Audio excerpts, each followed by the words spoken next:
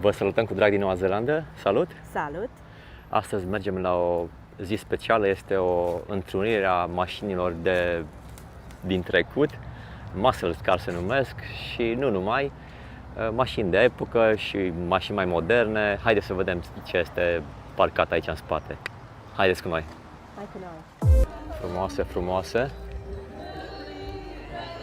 Uite, și un Holden aici. Chevrolet Impala,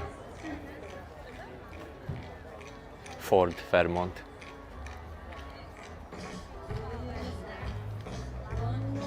Pare un Cadillac ăsta. Ia uite, Cadillac. Uite ce formă are. Cum Dumnezeu puteau să facă ăștia mașini cu forme de ăștia? Fantastic. Vedeți ce număr are? Similară cu mașina lui Al Capone, care este de fapt lângă Wellington. Este mașina originală care a avut-o și aia din Wellington este cu gloanțele care s-a tras încă după el. Motocicleta. Motociclete, așa îi plac lui Joy, motocicletele. Din păcate nu este expoziție de motociclete, este expoziție de mașini. Vine trenul, hei, hei, hei! Pe aici venea și cu Andra când era mică, îi plăcea cu trenulețul de numai.